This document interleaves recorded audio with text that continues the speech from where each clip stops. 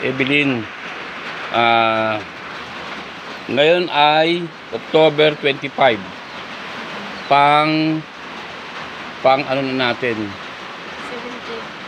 17 na therapy schedule sa electrotherapy machine. Ayan po yung connection.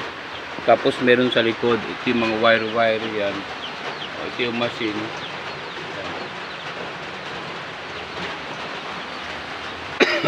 Ngayon dapat ay dialysis session, di ba? No? Wala ka ngayon dialysis. Pang-limang dialysis ko na dapat ngayon. Pang-lima na ngayon, no? Pang-limang dialysis na niya na hindi niya ginawa. Nag-lockdown siya, naka-escape. Kasi nga, normal naman yung katawan niya. Ano yung masama mo ngayon? Ngayon, araw na ito, namamaga ka ba? Wala. Nahirapan ka bang huminga? Hindi. Normal ang hinga mo. Malakas ba yung pag-ihi mo? Yung pagdumi mo, normal naman. Yung pagtulog mo. Dito hindi ako nakatulog kagabi. Kagabi hindi ka nakatulog? Anong oras? Ano na ako na, alas 11 na yata yun. Tapos, nakatulog. Kaya lang, parang narinig yung pahinga ko. Ha? Hindi ako natulog na mahimbing. Hindi mahimbing. Yun yung yun yung isa, hindi mahimbing. Kagabi lang naman yun. Ang ibig sabihin nun, kulang sa kuryente. Pero minor lang yun sa ginagawa namin, pero kailangan makatulog kasi yun ang normal. Hindi normal yung hindi makatulog ng maayos eh. Dati sumasakit yung balakang mo tsaka likod. Ngayon, ano naman? Hindi na nasakit. Kasi masama yan pag sumasakit yung balakang kasi nandiyan banda yung kidney.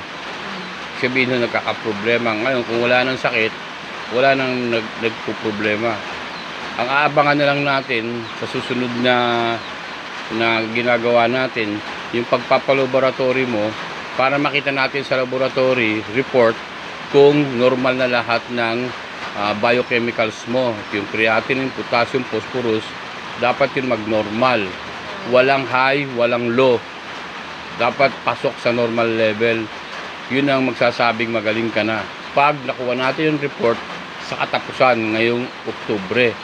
Kaya sa October na ito, kailan ka magpapa-examine? Monday. Sa Monday. Sa 31. Pag nagpa-examine tayo sa 31, dapat maganda yung result. Kasi yun ang magsasabi na ikaw ay magaling na. Mapapatanggal na natin yung fistula sa leeg. Kasi nga magaling ka na, hindi ka na nagda-dialysis. Talagang magagalit na sa iyo ang dialysis center kasi hindi ka na nagre-report. Kasi nga wala silang kikitain sa iyo. Hindi ka nagre-report, di walang kita, di ba? Magagalit. Yun, hindi bale basta ikaw gumaling na, di ba? Sa ginagawa natin ngayon, anong pakiramdam mo? May masama ka bang pakiramdam tulad nung dating dinadialysis ka at may sakit ka? Normal ang pakiramdam mo? Maganda? O yan po mga kababayan, ang ika-17 niya, no? Na session dito sa electrotherapy machine na ginagawa namin para makatakas sa dialysis at mabuhay ang kidney at magpermanenteng normal na walang dialysis. Yan po yung trabaho natin ngayon. Kaya ito pong video na ito ay para sa mga may sakit sa kidney failure, may sakit sa kidney na kidney failure at ang proseso ng pansamantalang paggaling ay dialysis. Ito po yung paraan para maalis kayo at maging normal. Yan, nakikita nyo po siya. Pang 17 na namin. Kasi po ang pagte-therapy po sa electrotherapy, araw-araw po yan na ginagawa para mabuhay ang kidney at ma-neutralize yung bad chemicals at makatakas sa dialysis. Yan po yung nakikita nyo ngayon. O anong masasabi mo sa mga kapwa mo nagda-dialysis? Masasabi ko sa kanila, try na lang dito electron therapy machine kasi maganda. Tapos, nakaka-excite lang kasi first time ko lang kung mapunta dito dahil nung narinig ko na mabubuhay yung kidney ko ulit, yun, excited ako kaya nagpa-therapy machine ako dito. 17 days na ako ngayon. Parang maganda ang pakiramdam ko kaysa nag-dialysis ako. Sana nga, tuloy-tuloy na itong gumaling na buhay ulit yung kidney ko. Para maganda. At saka, pag maaga silang dumating, makikita kami nila, no?